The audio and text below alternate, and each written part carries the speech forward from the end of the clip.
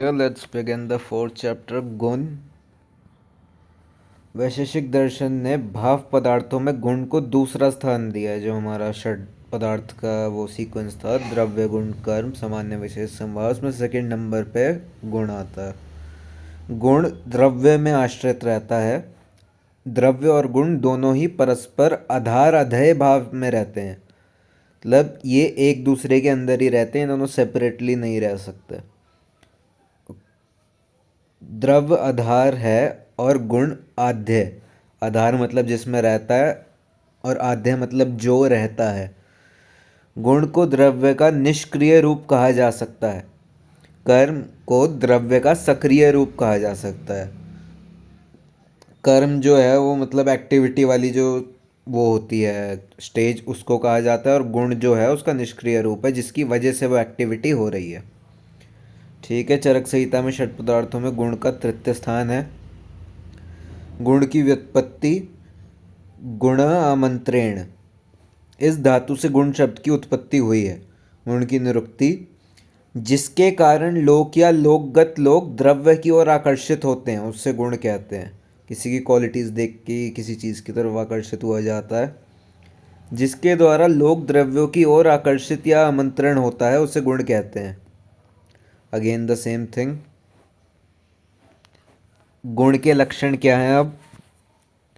वैशेषिक दर्शन के अनुसार गुण के लक्षण है द्रव्य में आश्रित रहने वाला, अगुणवाण, जिसके खुद के कोई गुण ना हो क्योंकि वो अपने आप में ही गुण है, संयोग और विभाग में कारण ना हो। कर्म होता है संयोग और विभाग में कारण, मतलब या तो सेपरेशन या फिर जंक्शन, ये दो ही टाइप का कर्म हो सकता है, संयोग या फिर विभाग।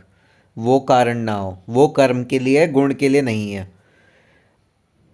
अनपेक्ष होकर यह गुण का लक्षण है। ठीक है।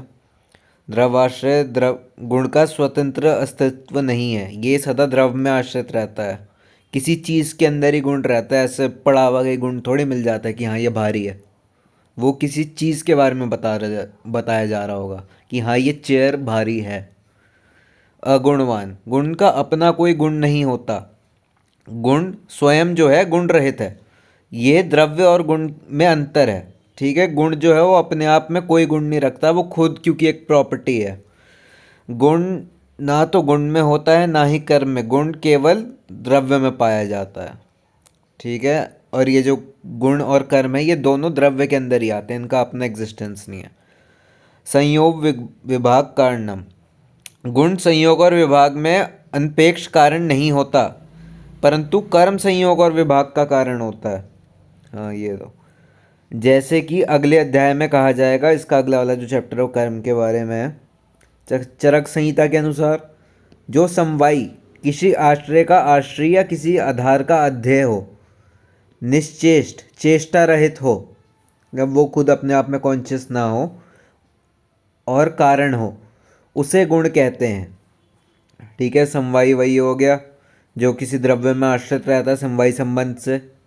निश्चेष्ट मतलब जिसमें चेष्टा ना हो। कारण मतलब गुण अपने समान गुणों की वृद्धि में असमवायी कारण है।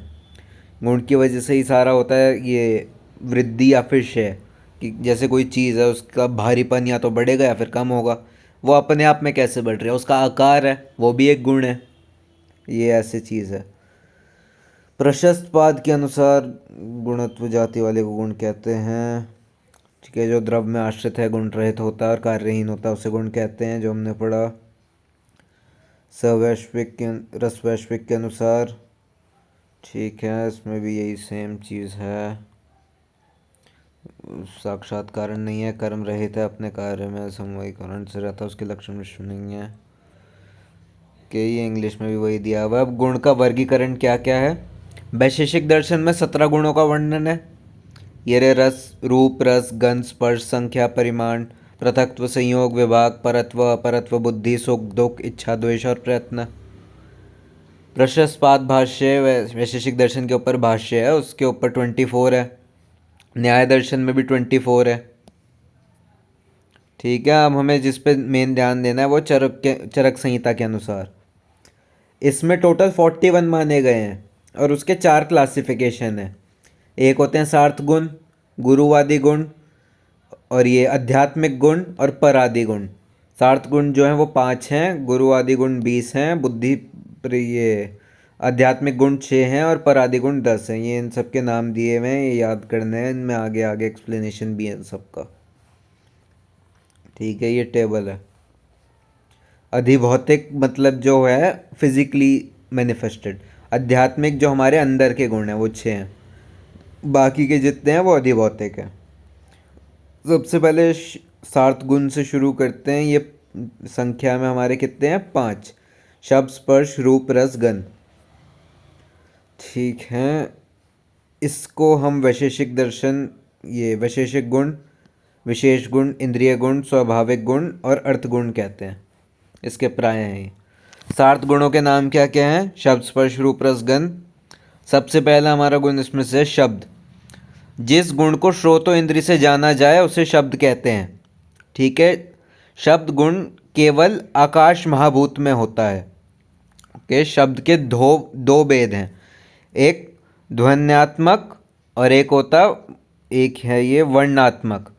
ध्वन्यात्मक मतलब जो इंस्ट्रूमेंट से साउंड बनाई गई है, वर्णात्मक मतलब जो मुंह से बोले जाने वाली साउंड है।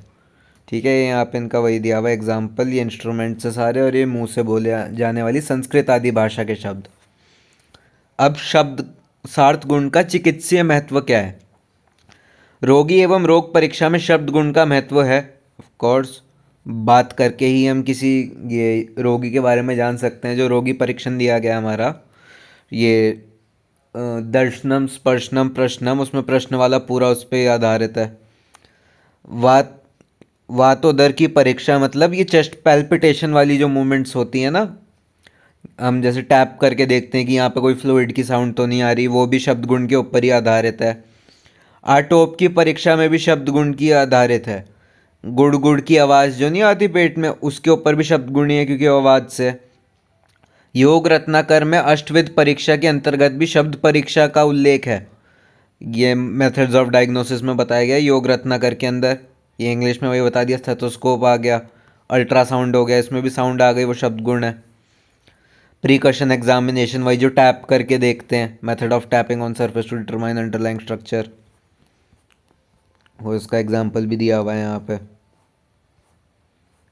ठीक है, अब स्पर्श गुण के ऊपर आते हैं। हमारा दूसरा है शब्द गुण केवल स्पर्श इंद्रिय से जाना जा सकता है, उसे स्पर्श कहते हैं।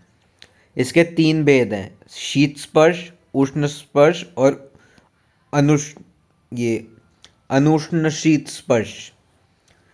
स्पर्श गुण जो है वो पृथ्वी, जल, तेज, वायु, महाभूत में पाया जाता है। ये चारों में जो आकाश गुण था वो सिर्फ आकाश में ही था।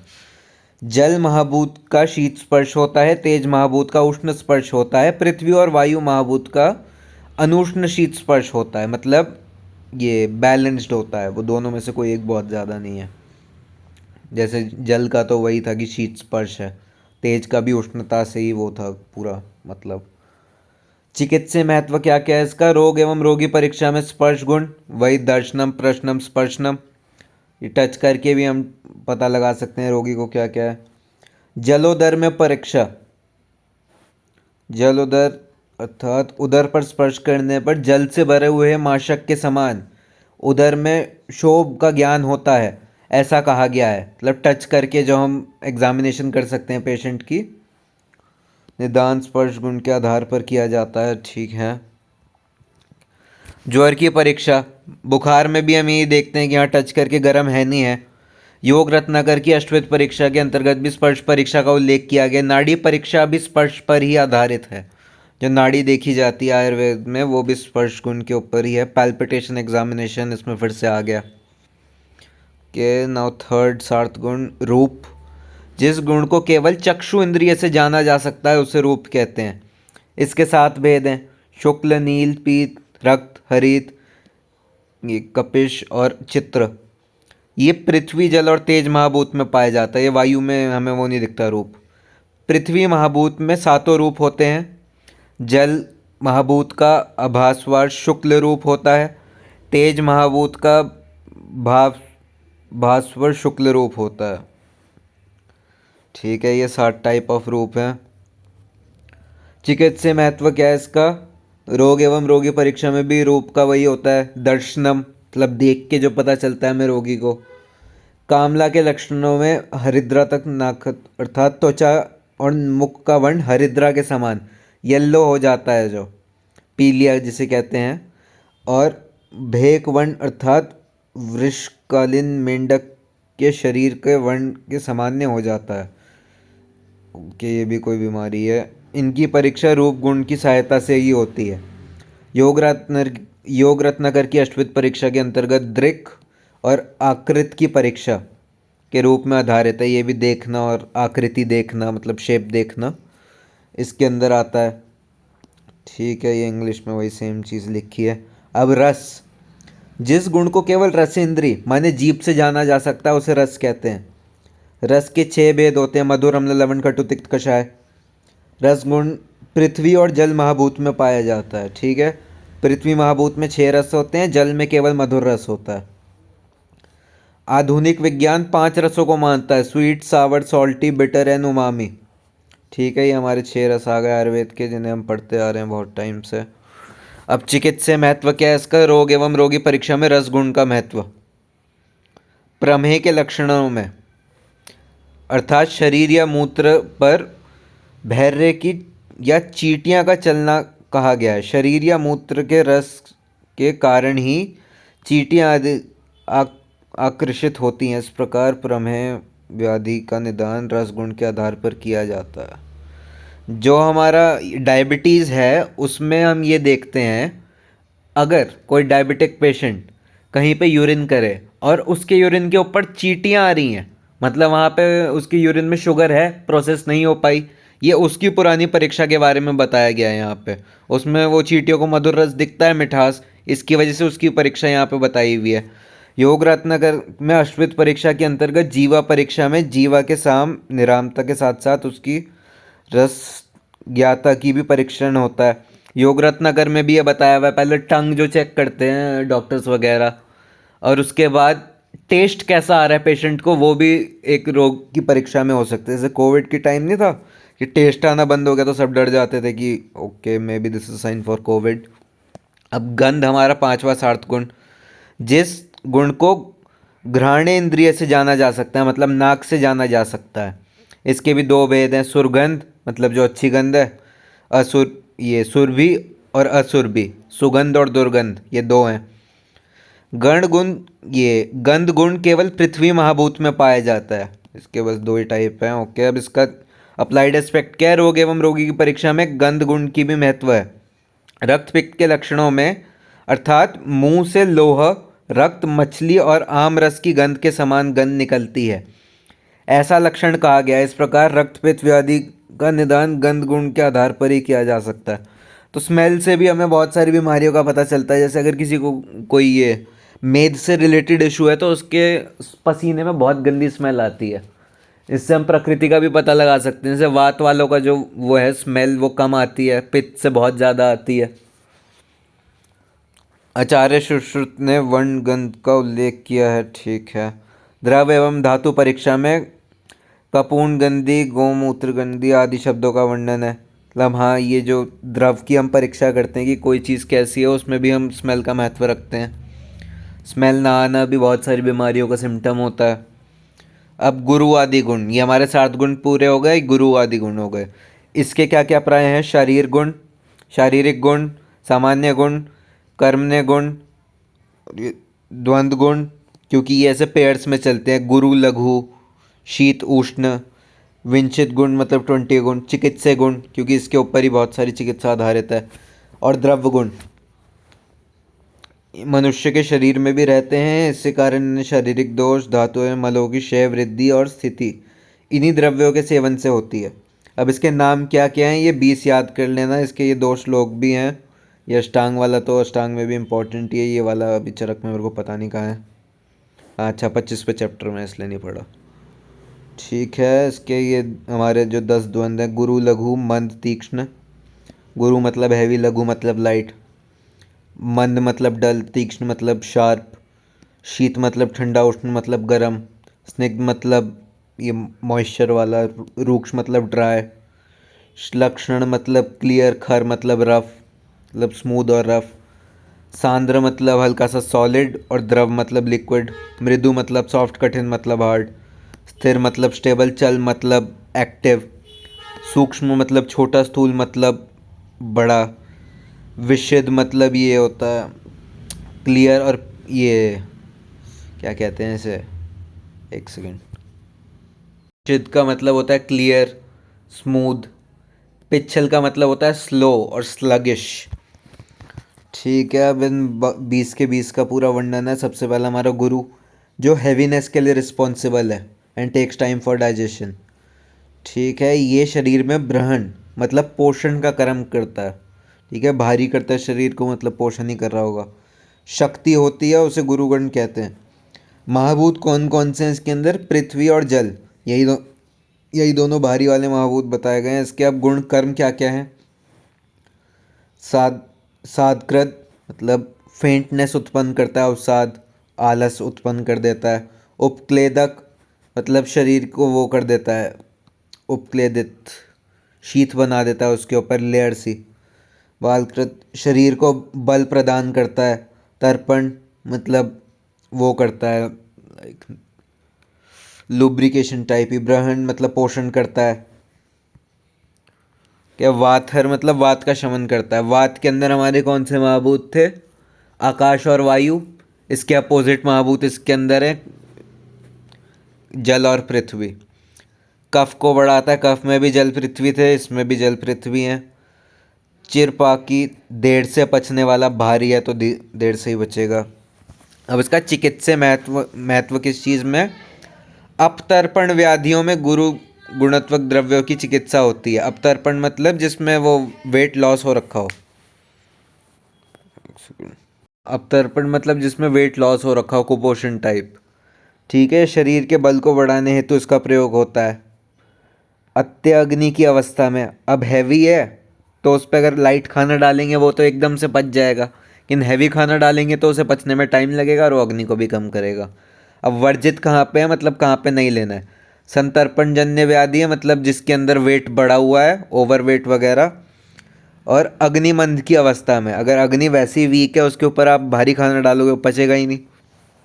अब इसके एग्जाम्पल क्या क्या है? गेहूँ, माश, भैंस का दूध, मूसली वगैरह वगैरह। ठीक है, अब नेक्स्ट पे चलते हैं।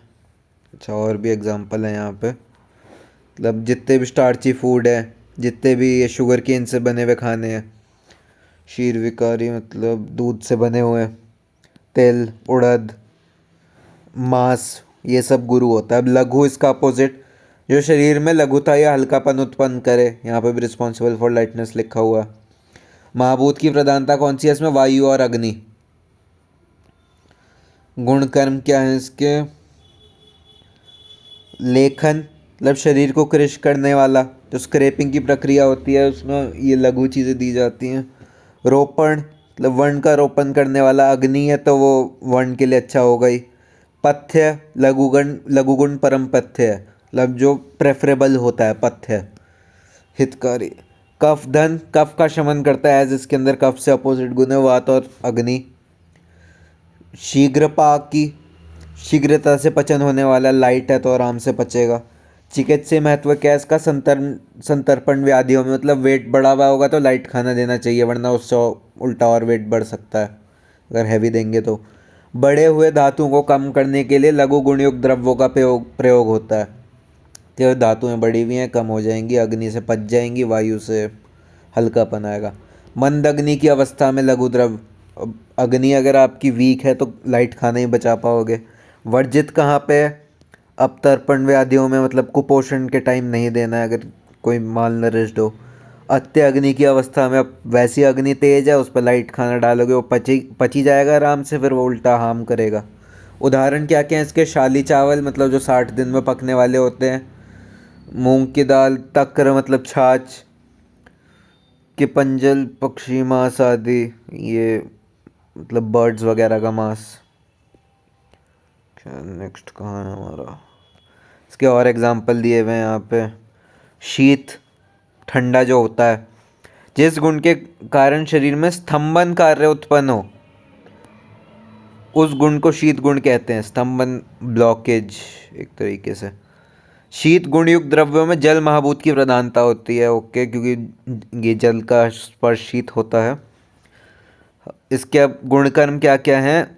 हलादन, मन को प्रसन्न करने वाला, ठीक है, आइसक्रीम वगैरह खा के खुशी होती है। स्तंभन, शरीर के भावों को स्तंभित करने वाला, रोकने वाला। शीत, ठंडा तो है ही। मूर्छाजित, अनकॉन्शियसनेस को दूर करता है। गर्मियों में नहीं ठंडा पानी पीते, ओके।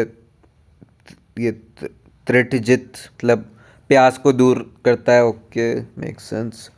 स्वेदजीत, स्वेद को दूर करता है, ओके। दाहजीत, दाह को जीतने वाला, मतलब जो बर्निंग सेंसेशन को मिटा दे।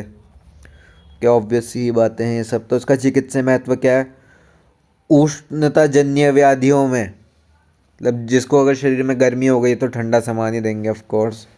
उष्ण गुण से बढ़े हुए पैतिक व्याधियों में शीत गुणात्मक द्रव्यों की चिकित्सा की जाती है। पित्त में अग्नि महाभूत था तो उसके अपोजिट वाला ही देंगे, जल। उदाहरण, उष्ण गुण से बढ़े हुए पैतिक अम्ल पित्त में शीत गुणात्मक प्रवाल पंचामृत से चिकित्सा की जाती है। ये अम्ल पित्त के अंदर बता दिया, एसिड उसका। अम्ल पित्त क्या होता था? एसिडिटी, हाँ। मूर्छा, दाह मतलब बेहोशी, दाह जलने वाली में शीत गुणात्मक द्रव्यों से चिकित्सा की जाती है। वर्जित कहाँ पे है?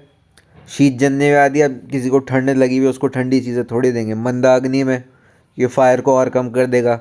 शीत गुण से उत्पन्न वातिक एवं श्लेष्मिक व्याधियाँ, इन दोनों के जो वो प्राकृत गुण है उन दोनों में शीत आता है, इसलिए इन दोनों में भी नहीं देना चाहिए। उदाहरण क्या क्या है इसके? चंदन, कमल, नारियल, उशिर, ठीक है। अब हमारा फोर्थ गुण उष्ण, हॉट जो है, जिस गुण के कारण शरीर में स्वेदन कार्य उत्पन्न होता है उस गुण को उष्ण गुण कहते हैं। महाभूत प्रधानता कौन सी है इसमें? अग्नि महाभूत की प्रधानता है। गुण कर्म क्या क्या है इसके? पाचन, उष्ण गुण से पाचन होता है, ठीक है। अग्नि महाभूत है, आपके शरीर की अग्नि को भी बढ़ाएगा, सामान्य वृद्धि कारणम। उपरोक्त चक्रोक्त ये क्या श्लोक में स्वेद का जो गुण है, स्वेद के कर्म का कारण उसे शारीरिक ताप उसके भीतर छुपी उष्णा है मतलब उसके अंदर जो गर्मी छुपी हुई है उसकी वजह से ही ये स्वेटिंग होती है। शीत विप्रम, शीत को कम करने वाला। शूल विप्रम मतलब शूल, पेन को कम करने वाला, सिकाई करते हैं ना। स्तंभन को दूर करने वाला, अब ठंडे का कर्म था स्तंभन, ये उसको ये दूर करेगा। गौरत्व, गौर निग्रहण, वेट लॉस करेगा, ये भी हैवीनेस कम करेगा। चिकित्सा महत्व क्या है इसका? शीत जन्य व्याधियों में उष्ण गुण की, ठंड लग गई है तो गर्म चीज़ें दे दो। शीत गुण से बढ़े हुए वात और श्लेष्मिक व्याधियों में, ठीक है, वात ये उसका अपोजिट है, पित्त का है ये, तो ये वात और कफ की व्याधियों में आराम देगा, ठीक है। स्तंभित वात को उष्ण स्वेदन से किया जाता है। अगर के ज्वर में स्वेद उत्पत्ति के लिए, हाँ, पसीना किसी को लाना है, बुखार के टाइम लाते हैं तो उसके लिए गर्म चीज़ें। दीपन पाचन के कर्म के लिए, अब ये गर्म है, अग्नि को बढ़ाएगा ये, तो दीपन पाचन भी करेगा ये। वर्जित कहाँ कहाँ पे? उष्णजन्य व्याधि, जो गर्मी लगी हुई है किसी को। तीक्ष्ण अग्नि, किसी की अग्नि पहले से ही स्ट्रांग है। उष्ण गुण से उत्पन्न पैतिक व्याधियों में, मतलब जो पित्त वाली व्याधियाँ उसमें। एग्जाम्पल क्या क्या इसके? मरीच, भल्लातक, चित्रक, शुंठी, ये सारे डाइजेशन के लिए अच्छे हैं। गरम मसाले भी नहीं बोलते हैं, ये काली मिर्च हो गई जैसे, देखो यहाँ पे फोटो भी बनी हुई है। स्निग्ध क्या है? जो ऑयली है, जिस गुण के कारण शरीर में क्लेद, गीलापन उत्पन्न हो उस गुण को स्निग्ध गुण कहते हैं। महाभूत की प्रधानता कौन कौन सी है इसके अंदर? पृथ्वी और जल। गुण कर्म क्या क्या है इसके? माद्रक, स्निग्ध गुण से शरीर में मृदुता मतलब सॉफ्टनेस, हाँ, ये चिकनाहट उत्पन्न होती है। बलकर, बल को बढ़ाती है। के वर्णकर, स्किन के कॉम्प्लेक्स को अच्छा करती है। क्यों? क्योंकि इसके अंदर महाभूत कौन कौन से थे? पृथ्वी और जल, ओके। जल क्लेद के लिए भी रिस्पॉन्सिबल है ना, स्किन उसमें भी आ गया। वाथर, वात को कम करने वाला। श्लेष्मकारी, कफ को बढ़ाता है, इसमें दोनों वही चीज़ें हैं। वृश्य, स्निग्ध गुण वाजीकर है, ये देखिए, इंक्रीज सेक्सुअल डिज़ायर। चिकित्सा महत्व क्या है? रूक्षता जन्य व्याधियों में स्निग्ध गुणयुक्त द्रव्यों से चिकित्सा की जाती है। रूक्ष मतलब जो ड्राई हो रखा है उस पर हम ऑफ कोर्स मॉइस्चर लाएंगे। रूक्ष गुण से भरे हुए वातिक व्याधियों में स्निग्ध गुणात्मक द्रव्यों से चिकित्सा की जाती है। ठीक है, ऑब्वियस। वर्जित कहाँ कहाँ पे है? स्निग्धता जन्य व्याधियों में ऑफ कोर्स मेदस्वी पुरुष में, जिसका पहले से ही फैट बढ़ा हुआ है उसको और ऑयली क्यों देंगे। नित्य मंद अग्नि वाले पुरुष में, जिसकी अग्नि वीक है, वो पचा ही नहीं पाएगा स्निग्ध चीज़ों को। तृष्णा मूर्छा से ग्रस्त व्यक्तियों को है। अच्छा हाँ, वो वैसे ही वो वीक हैं तो वो कैसे ही पचा पाएंगे। उदाहरण क्या क्या हमारे? घृत, तेल, वसा, मज्जा, तिल, ये सारे फैट्स हो गए। रूक्ष गुण आ गया हमारा ड्राइनेस, जिस गुण के कारण शरीर के भाप पदार्थों का शोषण होता है। ठीक है, ये अपोजिट करता है, ये मतलब सुखा देता, तो शोषण हो रहा है एक तरीके से। उस गुण को रूक्ष गुण कहते हैं। महाभूत की प्रधानता कौन कौन सी? अग्नि और वायु। गुण कर्म क्या क्या है इसके? स्तंभन, शरीर के भावों को रोकने वाला। ठीक है। खर मतलब खड़ता, ड्राइनेस उत्पन्न करता है, रफनेस। समीर समीन करम, वात को बढ़ाने वाला। कफ हरम मतलब कफ को कम करने वाला। ओके, अग्नि और वायु था इसके अंदर। अप्लाइड एस्पेक्ट क्या क्या है इसका? स्निग्ध वाली जो व्याधि हैं उसमें रूक्ष वाले द्रव्यों से चिकित्सा होती है। स्निग्ध गुण को बढ़े हुए श्लेष्मिक व्याधियों में रूक्ष गुणात्मक के, ये दोनों द्वंद्व है ना, ये अपोजिट चलते हैं। कहाँ कहाँ वर्जित है? रूक्षता जन्य व्याधियों में और कृष पुरुषों में। वो वैसे सूखा हुआ है। कृष मतलब होता है सूखा, दुबला पतला। उदाहरण क्या क्या इसके? बाजरा, गौमूत्र, मधु, आसमान्य शराब, अरिष्ट। ठीक है। नेक्स्ट हमारा मंद मतलब डल जो है, जिस गुण के कारण शमन कर्म होता है उस गुण को मंद गुण कहते हैं। महाभूत की प्रधानता कौन सी है? जल और पृथ्वी। गुण कर्म क्या है? यात्रागर मंद गुण के कारण शरीर के भाव पदार्थों की गति में कमी आती है। ठीक है, शरीर में स्वास्थ्य उत्पन्न होता है। मंद गुण कफ दोष की वृद्धि करता है और पित्त का शमन करता है। के मंद गुण अंग, ये अग्नि मंद करता है, ऑफ कोर्स डल है तो तीक्ष्ण अग्नि को कम कर देगा। चिकित्सा महत्व क्या क्या है? मंद गुण धातु की वृद्धि करता है। ओके। पाक एवं स्रावर के सेक्रीशन करता है कि घाव का पकना। ओके हाँ, चोट लगी पे मंद गुण वाली चीज़ें देनी चाहिए। ठीक है।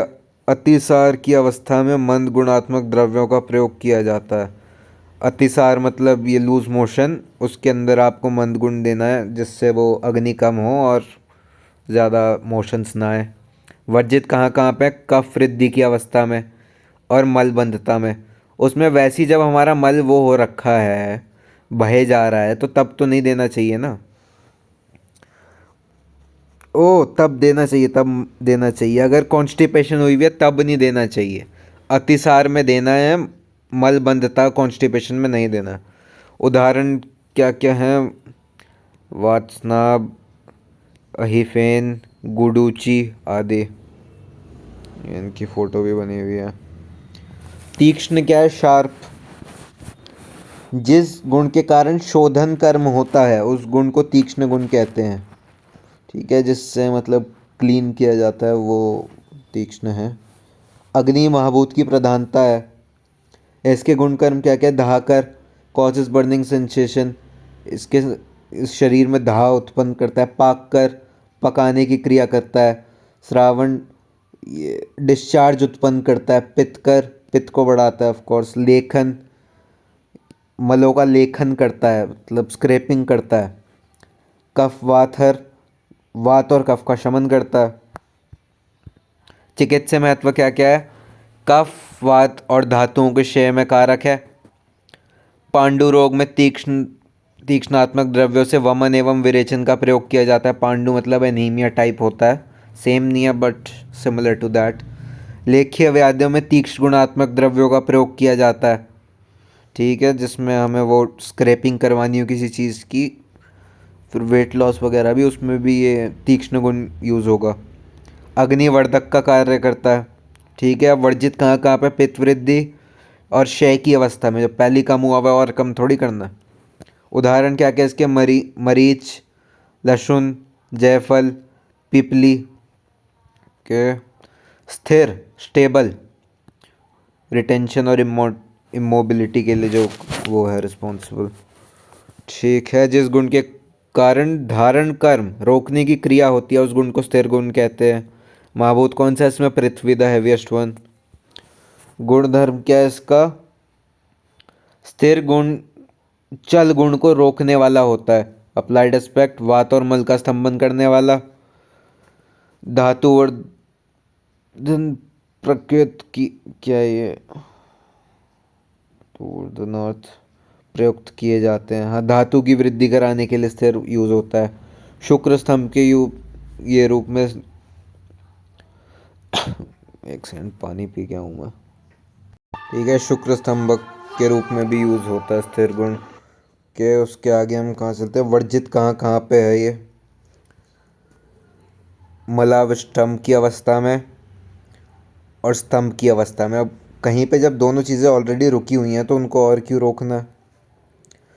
के मूविंग फॉरवर्ड, इसके उदाहरण क्या क्या हैं? केला, प्रवाल, जातिफल और खदिर।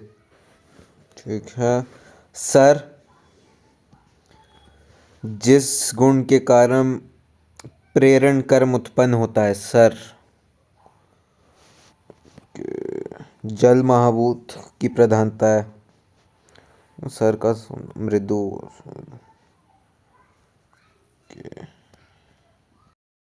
हम हाँ सर, वात और मल को प्रवृत्त करता है।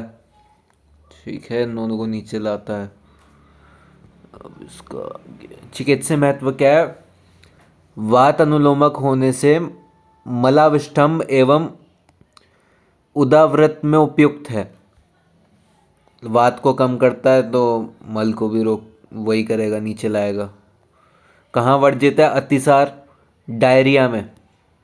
ठीक है, क्षय की अवस्था में। ऑलरेडी कम हो रखा होगा किसी का तो फिर और कम क्यों करना है? जैसे कुछ बीमारियों में हमें ना अपने मल की सुरक्षा करनी पड़ती है, उसका एग्जाम्पल ये है ट्यूबरकुलोसिस। उदाहरण क्या क्या है इसके? हरित्रा, त्रिवृत, संज्ञा संज्ञापत्र आदि। मृदु, जो सॉफ्ट है, जो लैक्सिटी उत्पन्न करता है, मतलब यू गेट इट। जिस गुण के कारण शिथिलता आती है उस गुण को मृदु गुण कहते हैं। महाभूत की प्रधानता कौन सी है? जल और आकाश। गुणकर्म क्या क्या है इसके? उदाहकर मतलब मृदु गुण दाह का नाश करता है। अपाकर पाक का नाश करता है। अश्रवण मतलब श्राव डिस्चार्ज को कम करता है। मृदुगुण शरीर के भावों में मृदुता उत्पन्न करता है, सॉफ्टनेस उत्पन्न करता है। चिकित्सीय महत्व क्या क्या है इसका? मृदुगुण से शलथन का कार्य होने से वह मांस धातु की कठिनता को नष्ट करता है। ठीक है, सॉफ्टनेस यहाँ पे भी वही ला रहा है। उदापाकर होने से वर्णों का रोपण करने में प्रयुक्त होता है। वर्जित कहाँ कहाँ पे है? मेद मांस शौथिल्य जन्य विकारों में। इसके उदाहरण क्या क्या हैं? घृत, तेल, वसा, मज्जा, गोधूम, यही सारे ऑयली प्रोडक्ट्स आ गए। कठिन, हार्ड, जिस गुण के कारण शरीर में दृढ़ता उत्पन्न होती है उस गुण को कठिन गुण कहते हैं। इसमें कौन सा महाभूत है? पृथ्वी। इसके गुणकर्म क्या क्या है? ये दृढ़ीकरण, कठिन गुण से शरीर में दृढ़ता करता है, मतलब स्ट्रेंथ लाता है। शरीर का बलवर्धन है। कठिन से ये ड्राइनेस भी उत्पन्न होती है। कठिन द्रव से वात की वृद्धि और कफ का क्षय करते हैं। चिकित्सीय महत्व क्या क्या है इसका? शरीर की शिथिलता को दूर करने के लिए रूक्ष एवं कठिन द्रव्यों का प्रयोग किया जाता है। मांस वृद्धि की अवस्था में। वर्जित कहाँ कहाँ पे? मलबंधता में, वही मतलब अगर कॉन्स्टिपेशन हो। उदाहरण क्या है इसके? प्रवाल, शंख, शुक्ति, मुक्ता, मुक्ता मतलब पर्ल्स। विशद, जो क्लियर है, शरीर में निर्मलता या स्वच्छता उत्पन्न करना इसका कार्य है। महाभूत कौन कौन से हैं? पृथ्वी, वायु और अग्नि। गुणकर्म क्या क्या है इसके? विशिष्ट गुण शरीर में क्लेद का आचूषण कर शरीर को निर्मल बनाता है। क्लेद उत्पन्न करता है, ये मॉइस्चर उत्पन्न करता है। रोपण, विशिष्ट गुण वर्ण का रोपण में सहायक है, स्किन के लिए अच्छा होता है। चिकित्सा महत्व क्या क्या है इसका? धातुगत स्नेह द्रव को क्लेद कहा जाता है। प्रमेह आदि व्याधियों में क्लेद जन्य होती हैं। इस क्लेद को नष्ट करने के लिए विशिष्ट गुण के द्रव्यों का प्रयोग किया जाता है। ठीक है, यहाँ पे बता दिया है प्रमेह को नष्ट करता है। डायबिटीज मतलब वर्जित कहाँ पे? वात वृद्धि की अवस्था में। उदाहरण क्या क्या है इसके? मुग्ध, मध, नींबू, तक्रपिंड। के पिच्छल मतलब स्लाइमी, हाँ ये देखो स्लाइमीनेस, लेयरिंग कर देता है। शरीर में लेपन का कार्य करता है। लेप मतलब उसके ऊपर कुछ अप्लाई कर नहीं करते, जैसे हम लेप लगाते हैं, वो कार्य करता है। महाभूत प्रधानता जल महाभूत। गुणकर्म क्या है इसका? जीवन, आयुष्य के नियत रूप से उसकी मर्यादा को बांधे रखता है। ठीक है, जीवन प्रदान करता है। बल, बल को बढ़ाता है। संधान, अस्थि बंध को जोड़ता है, फ्रैक्चर जोड़ता है। श्लेष, श्लेष्मलो कफ को बढ़ाता है। गुरु, हैवी तो है ही, पिच्छल होगा तो इसका नीचे का है। अच्छा, अप्लाइड एस्पेक्ट। चिकित्सा महत्व क्या है इसका? संधान कर्म होने से पहले पिच्छल द्रव्यों का प्रयोग भग्न संधान में किया जाता है। ओके, हीलिंग प्रमोट करता है, फ्रैक्चर में यूज होता है। काश, काश्रय की अवस्था में धातु वर्धन पिच्छल द्रव्यों का प्रयोग करता है। ओके, मतलब वही ये कुपोषण के टाइम। वर्जित कहाँ कहाँ पे? अग्निमंथ की अवस्था में। उदाहरण क्या है इसका? इसबगोल, गुग्गुल, मूसली आदि। केश लक्षण स्मूथनेस, जिस गुण के कारण शरीर में रोपण का कार्य होता है उस गुण को लक्षण कहते हैं। महाभूत की प्रधानता आकाश महाभूत। गुणकर्म क्या क्या है इसके? जीवन के बल्य स्ट्रेंथ देता है। संधान, फ्रैक्चर को जोड़ता है। श्लेष, कफ को बढ़ाता है। गुरु, गुरुता उत्पन्न करता है। सेम एज दैट, लिटरली ये रहे दोनों। ठीक है, पिच्छल गुण गुणात्मक द्रव्य स्नेह युक्त होते हैं, किंतु लक्षण गुणात्मक द्रव्य स्नेह रहित होते हैं। लक्षण द्रव्य कठिन होते हैं और उनमें चिकनापन होता है। चिकित्सा महत्व क्या है इसका? रोपणाच लक्षण द्रव्यों का प्रयोग होता है। ठीक है, अस्थि संधारणाच लक्षण गुणात्मक द्रव्यों का प्रयोग होता है। वर्जित कहाँ पे? अग्निमंथ की अवस्था में। उदाहरण इसका मिल्क। खर माने रफनेस, जिस गुण के कारण शरीर में लेखन का कार्य होता है उस गुण को खर गुण कहते हैं। लेखन मतलब वही कट ऑफ। महाभूत प्रधानता, चरक संहिता के अनुसार खर गुणात्मक द्रव्यों में पृथ्वी और वायु महाभूत प्रधानता है। लेखन करता है इसका गुणकर्म। धातुओं का क्षय करता है। मलमूत्र का शोषण करता है, मतलब कम करता है उन्हें। शरीर में कृष्णता उत्पन्न करता है। वात वृद्धि करता है और कफ का क्षय करता है। चिकित्सा महत्व कहाँ पे है? जहाँ पे लेखन का कार्य करना हो वहाँ पे ये खर गुण वाली चीज़ें यूज होंगी। वर्जित कहाँ पे? वात वृद्धि की अवस्था में। उदाहरण इसके कमलदंड, यव, करंज। अब सूक्ष्म मतलब सटल, छोटा, जिस गुण के कारण शरीर में विवर्ण स्रोतों का विस्तृत करना मतलब डायलेट का कार्य होता है उस गुण को सूक्ष्म कहते हैं। सूक्ष्म गुणात्मक द्रव्यों में अग्नि, वायु और आकाश महाभूत की प्रधानता होती है। गुणकर्म क्या क्या है इसके? अपनी सूक्ष्मता से शरीर के सूक्ष्म स्रोतों में प्रवेश करता है। ठीक है, ये अशु कार्य करने वाला होता है, मतलब कैटलिस्ट है। लघु होता है, इजी टू डाइजेस्ट। सूक्ष्म स्रोतों मार्गी होने से आशु गति का कार्य करता है।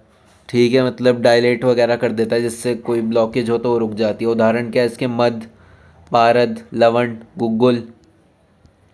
स्थूल, सूक्ष्म का अपोजिट, बल्कि, जिस गुण के कारण शरीर में संवर्ण स्रोतों का संकुच मतलब ये करता है, कंस्ट्रिक्ट करता है स्रोतों से को का कार्य करता है, उस गुण को स्थूल गुण कहते हैं। महाभूत प्रधानता कौन कौन सी है इसमें? पृथ्वी महाभूत। शरीर में स्थौल्य मतलब मोटापन, स्रोतो अवरोध वही स्रोतस को टाइट कर देगा, पैसेज को टाइट कर देगा तो वो ब्लॉक हो जाएंगे। संकुचन मतलब वही सिकोड़ता है। कृष्ण व्यक्तियों को स्थूल बनाने के लिए स्थूल द्रव्यों का प्रयोग किया जाता है। ठीक है, मतलब कुपोषण को हटाने के लिए। अत्यग्नि की अवस्था में स्थूल गुणात्मक द्रव्यों का प्रयोग किया जाता है। अग्नि को मंद करने के लिए यूज़ किया जाता है। इसके एग्जाम्पल दिए हुए श्रीखंड, उड़द, महाशी दुग्ध मतलब भैंस का दूध। अब सांद्र सॉलिड, जिस गुण से के कारण शरीर में प्रसादन खुश करने का कार्य होता है उस गुण को सांद्र कहते हैं। महाभूत कौन सा है इसमें? पृथ्वी। इसकी गुणकर्म क्या है? स्थूल, शरीर को मोटा बनाता है, स्थूल बनाता है।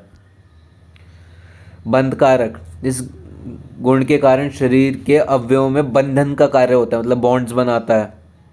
ठीक है, इसके चिकित्सा महत्व क्या है? कृष्ण व्यक्तियों का उपचय करने में, उनका वेट बढ़ाने में, अपतर्पणजन्य विकारों में। ठीक है, उदाहरण क्या है इसका? मलाई, दही, मक्खन। अब आखिरी हमारा गुरु आदि गुण का द्रव मतलब फ्लूइड, जिस गुण के कारण शरीर में विलोडन, व्याप्त करना या फैलने का कार्य होता है उस गुण को द्रव कहते हैं। महाभूत प्रधानता कौन सी है इसमें? जल। यह चरक के हिसाब से द्रव गुण युक्त द्रव्यों में पृथ्वी, जल और अग्नि महाभूत की प्रधानता होती है? ठीक है। अच्छा, इसके दो भेद दिए हुए, संसिधक मतलब जल महाभूत, नैमित्तिक अग्नि और पृथ्वी महाभूत। ठीक है। गुणकर्म क्या है इसका? प्रक्लेदन, क्लेद की उत्पत्ति करता है। उदाहरण इसका है जल, दूध, दही, इक्षुरस मतलब गन्ने का रस आदि। ठीक है। सशस्त्र संहिता के अनुसार शीत, उष्ण, स्निग्ध, रुष्ण, मृदु, तीक्ष्ण, पिच्छल और विशद यह 8 वीर्य संज्ञक गुण है। ठीक है, वीर्य मतलब तासीर टाइप होता है, ऐसे हम बोलते हैं ना, गर्म तासीर का, ठंडी तासीर का। सुश्रुत संहिता ने 8 बताए हैं ये। इसके बारे में और इन्फॉर्मेशन दी हुई है। तीक्ष्ण और उष्ण गुण अग्नेय हैं। शीत और पिच्छल गुण ये जल वाले हैं। स्निग्ध गुण में पृथ्वी और जल, मृदु गुण में जल और आकाश, रुक्ष गुण में वायु की अधिकता, विशद गुण में पृथ्वी और वायु की अधिकता। ठीक है। उष्ण और स्निग्ध वातनाशक हैं। शीत, मृदु और पिच्छल गुण पित्त शामक हैं। तीक्ष्ण, रुक्ष और विशद गुण कफ का शमन करते हैं। गुरु गुण वात और पित्त का शमन करता है। तो सबका एप्लीकेशन बताया हुआ है। मृदु, शीत और उष्ण स्पर्श इंद्रियों द्वारा ग्रह हैं, मतलब इन्हें हम टच करके पता लगा सकते हैं। पिच्छल और विशद गुण चक्षु और स्पर्श इंद्रियों द्वारा, मतलब देख के पता लगा सकते हैं और टच करके। स्निग्ध और रुक्ष ये चक्षु इंद्रियों द्वारा पता लगाए जा सकते हैं। तीक्ष्ण गुण मुख में दुख उत्पन्न करने के लिए जाना जाता है। हाँ ठीक है, काट पीट कर देता है। तीक्ष्ण, शार्प। मल और मूत्र के त्याग के से और कफ के द्वारा उत्क्लेश करने से गुरुपाक में जाना जा सकता है। ठीक है। मल और मूत्र के विबंध और वात के प्रकोपित होने से लघु विपाक को जाना जा सकता है। ठीक है। अब आध्यात्मिक गुण हमारे गुरु आदि गुण हो गए और सार्थ गुण हो गए। अब तीसरा वाला जो क्लासिफिकेशन है आध्यात्मिक गुण, इनकी संख्या 6 है और ये वाला श्लोक इम्पॉर्टेंट है। ठीक है। इच्छा, द्वेष, सुखम, दुखम, प्रयत्न, श्वेता, घृति, बुद्धि, स्मृति, अहंकारो लिंगानि परमात्मनम। इच्छा, द्वेष, सुख, दुख, प्रयत्न, चेतना, घृति, बुद्धि, स्मृति और अहंकार ये आत्मा के गुण है। आचार्य शिवदास सेन ने चेतना, घृति, स्मृति और अहंकार को बुद्धि में ही विशिष्ट किया, इसलिए 6 माने जाते हैं। श्लोक में 9 है। 9 है क्या? 1 2 3 4 5 6 7 8 9, हाँ 10 हैं करीब। अच्छा, इनको 6 में गिना हुआ है कि विस्तार से वर्णन। बुद्धि जो हमारा है वो क्या है? विजडम या फिर इंटेलेक्ट। सभी व्यवहारों को जो हेतुभूत गुण है, अर्थात जिस गुण के कारण सभी व्यवहार होते हैं उसे बुद्धि का गुण कहते हैं। ठीक है। बुद्धि अध्यवास को कहते हैं। ये अध्यवास व्यवहार को कहा गया है। बुद्धि के द्वारा ही कर्तव्य का निर्णय किया जाता है। आचार्य चक्रपाणी के अनुसार क्या है? चेतना, घृति और स्मृति और अहंकार का तात्पर्य ग्रहण हो जाता है क्योंकि ये बुद्धि के ही प्रकार हैं। इनका अर्थ भिन्न भिन्न है, जिससे कि आत्मा चेतना गुण का होना से अचेतन आकाश आदि महाभूतों से अलग धर्म वाला है, ये ज्ञान कराता है। धृति नियमात्मक होता है, जो आत्मा को नियंत्रण गुण से दर्शाते थे। बुद्धि आत्मा को वो करने का कारण। ओके, आगे चलते हैं। यहाँ पे बुद्धि के दो ये भेद हो गए, एक स्मृति और एक अनुभव। यथार्थ स्मृति मतलब जो एग्जैक्ट हो, अयथार्थ स्मृति में भावित स्मृति और अभावित स्मृति दो दो हो गई। इसमें भी अभावित भावित। अनुभव में यथार्थ अनुभव, अयथार्थ अनुभव।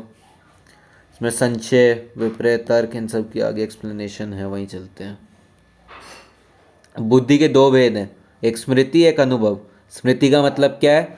संस्कार मात्र से प्राप्त ज्ञान को स्मृति कहते हैं। पहले किए गए अनुभव को कालांतर से संस्कार द्वारा पुनः प्राप्त करना स्मृति है।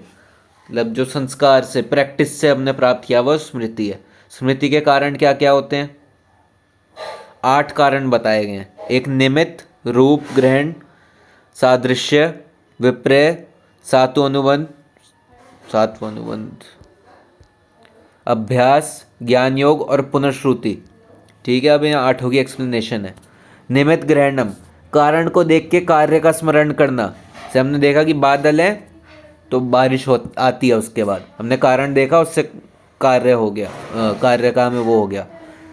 बारिश में भागते हुए व्यक्ति को देखकर उससे होने वाली ज्वर आदि व्याधि का स्मरण करना। हमने देख लिया कि बारिश में कोई भीग रहा है, हमें कारण दिख गया, वो उससे हम कार्य को गैस कर रहे हैं।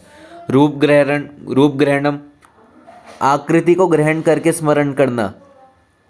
जैसे संधि में विषय देखकर संधि सूची की, मतलब हमने किसी चीज़ का वो देखा कि रूप कैसा है, उससे हमने गैस कर लिया। जैसे चिकन पॉक्स का एग्जांपल ले सकते हैं हम यहाँ पे, कि हमने देखा हाँ इसके चिकन पॉक्स जैसे वो दाने हैं, उसका हमने रूप देखा और उससे हमने याद कर लिया।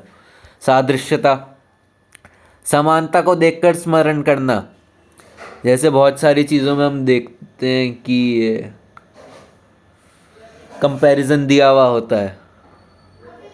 ऐसे वो है, अरे अश्वगंधा है, उसका अश्वगंधा नाम क्यों है? क्योंकि उसकी अश्व जैसी गंध है, घोड़े जैसी स्मेल। तो यहाँ पे हमने सामान्य को देख के वो कर लिया। विपरीयता मतलब असमानता को देखकर। इसमें बिल्कुल अपोजिट से हमने 2 पेशेंट देखे, उसमें से एक को चिकन पॉक्स है, उसके दाने अलग हैं, दूसरे के दाने अलग हैं, तो हमें असमानता से पता चल गया। ये सत्वानुबंध, मन को ध्यान पूर्वक लगा के स्मरण करना, जो ध्यान लगाते ऋषि मुनि वगैरह। यदि किसी छात्र से पूछ लिया जाता है कि रोगी के क्या लक्षण है, तो वह मन से ध्यान पूर्वक लगाकर रोगी के लक्षण बताता है। ठीक है। अभ्यास, किसी विषय में अभ्यास प्रैक्टिस किया हुआ उससे स्मरण हो जाता है।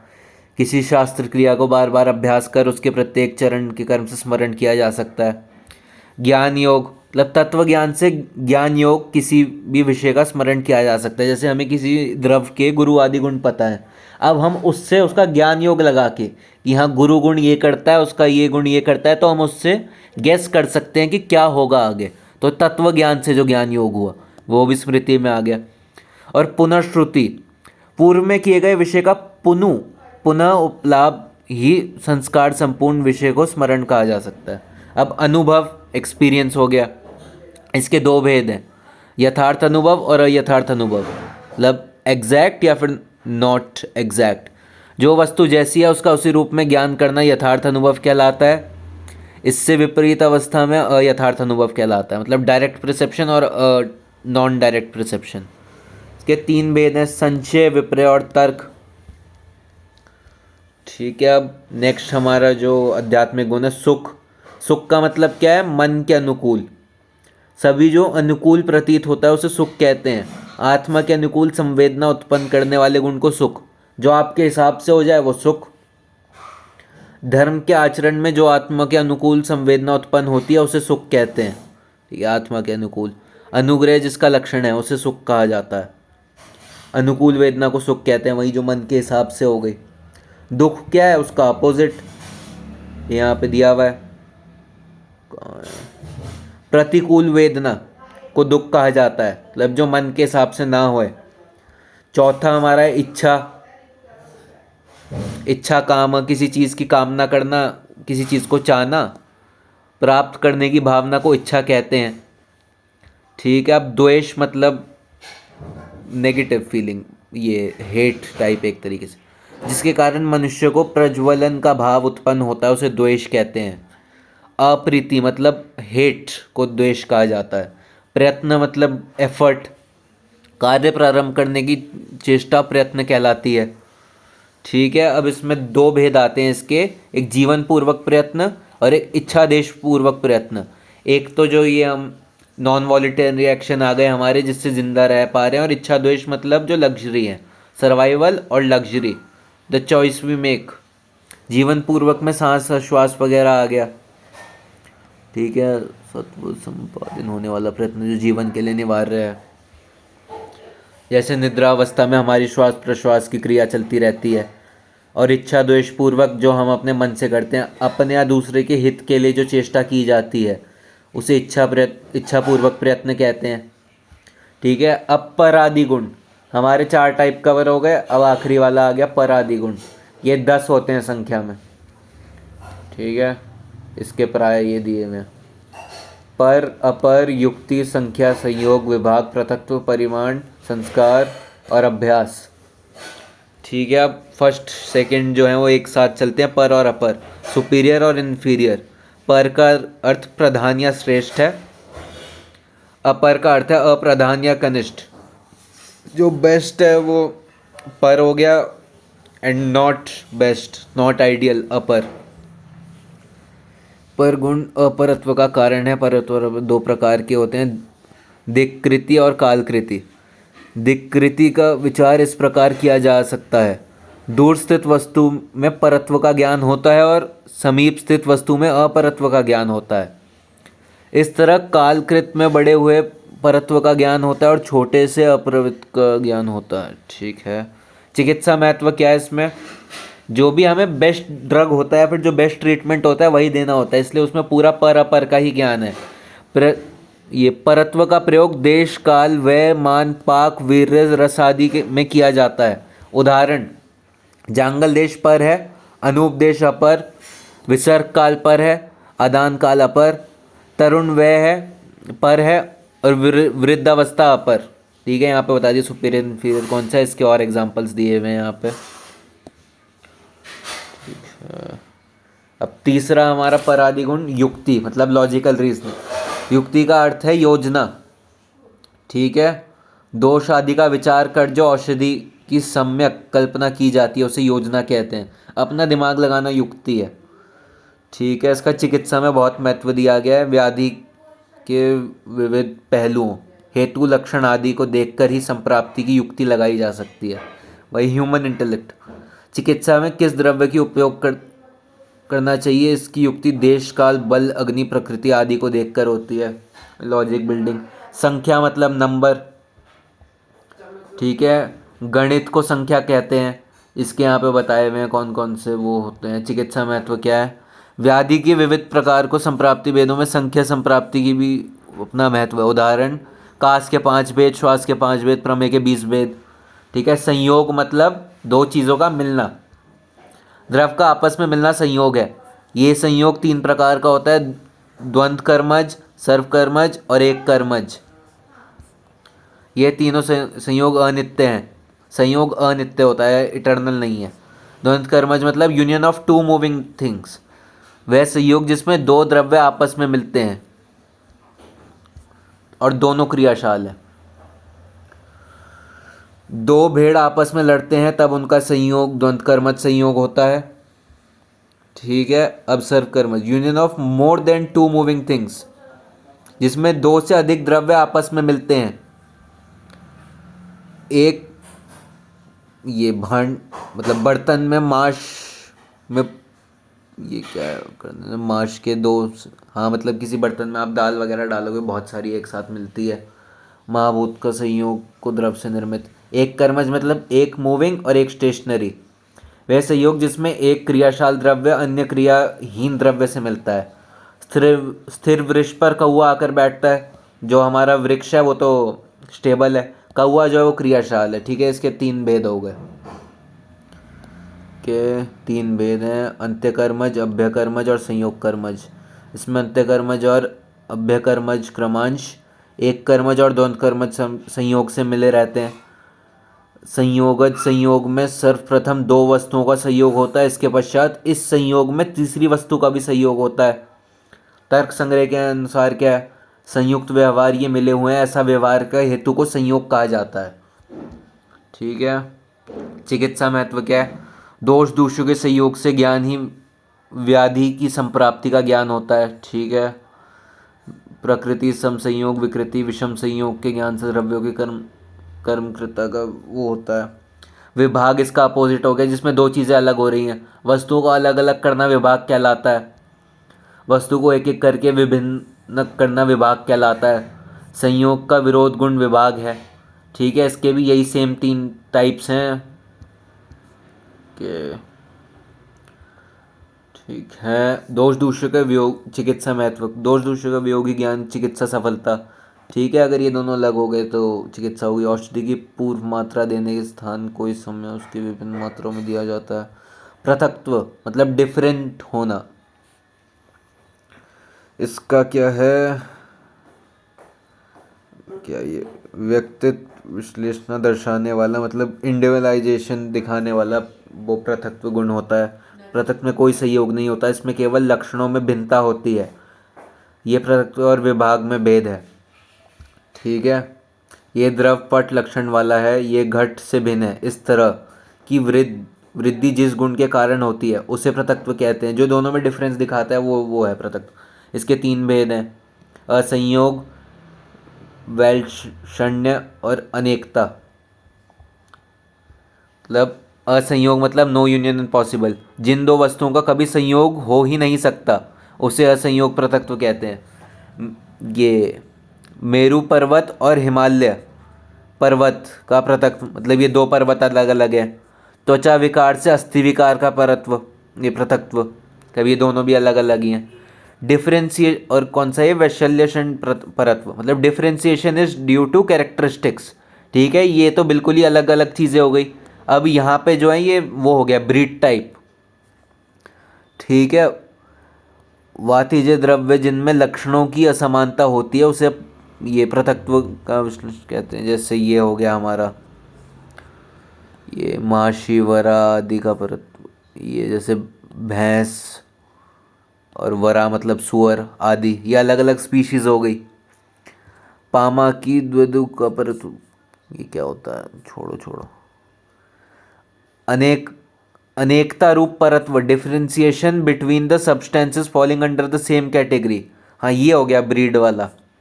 समान जाति वाले द्रव्यों में भी विविध रूप होते हैं। अनेक पृथक्त्व के अनेकात रूप पृथक्त्व कहते हैं। एक ही जाति में मांस मतलब भैंस वर्ण आदि के आधार पर अन्य माप से परत्व होती है। ऐसी पृथक्त्व को ये कहते हैं। एक गाय के वर्ण के आधार पर अन्य गायों का परत्व किया जा सकता है। ठीक है। यहाँ पे ये बता दिया कि दोनों की दोनों वो सेम वो हैं स्पीशीज़ बट उसके अलग ब्रीड्स हैं। इसका महत्व क्या है, व्याधि में सापेक्ष निदान में पृथक्त्व का प्रयोग किया जाता है। अब ये 8 नंबर का कौन सा है, परिमाण मतलब अमाउंट। ठीक है। इसमें क्या बताया गया है, मान को परिमाण कहते हैं। प्रस्थ आडक तुला आदि ये वेट की यूनिट्स हैं सारी। ठीक है। तर्क संग्रह के अनुसार मान के असाधारण कार्य को परिमाण कहते हैं। ये सभी 9 द्रव्य पृथ्वी आदि में पाए जाते हैं। ठीक है। मान के 4 भेद हैं, एक अणु मतलब माइन्यूट, दीर्घ मतलब लॉन्ग, महत मतलब ग्रोस, हर्ष मतलब शॉर्ट। मान के अनुसार 3 भेद कहे गए हैं। पौत्वमान मतलब मेजर्ड बाय वेट, द्वैमान मतलब मेजर्ड बाय फिंगर, पायमान मतलब मेजर्ड बाय वॉल्यूम। ठीक है। ये बहुत सारे इसकी क्लासिफिकेशन आ गए। औषध की मात्रा परिमाण के अनुसार ही होती है। किसी का बल वगैरह भी निर्धारित किया जाता है, वो ये मेजर वॉल्यूम के आधार पर ही होता है। संस्कार मतलब प्रोसेस। ठीक है। किसी क्रिया द्वारा गुणों में परिवर्तन लाना संस्कार है। कोई भी अगर प्रोसेस हो रहा है उसे संस्कार कहेंगे। जैसे कोई पकाना हो गया खाना, वो प्रोसेस है, वो संस्कार है, पाक संस्कार आदि।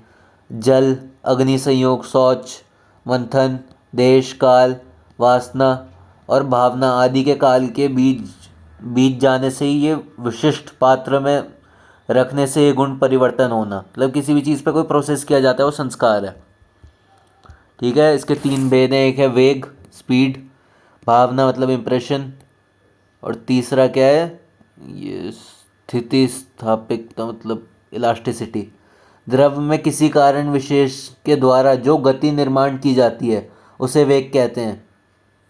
ठीक है, स्पीड या मोमेंटम हो गया। भावना मतलब इम्प्रेशन, पूर्व में अनुभव किए गए विषयों का ज्ञान जिस संस्कार से होता है उसे भावना कहते हैं। ठीक है, लास्ट ये जो भी वर्ड है, जिस संस्कार के कारण अपने स्थान से अलग हुए पदार्थ पुनः स्वाभाविक स्थित हो जाते हैं। ठीक है, चिकित्सा महत्व क्या है इसका, काश्यप कल्पना रूपी संस्कार से औषधि के गुणों में परिवर्तन किया जा सकता है।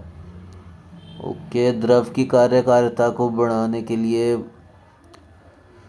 संस्कार का प्रयोग होता है। अभ्यास मतलब प्रैक्टिस, किसी भाव पदार्थ को बार बार पालना, ग्रहण करना अभ्यास कहलाता है।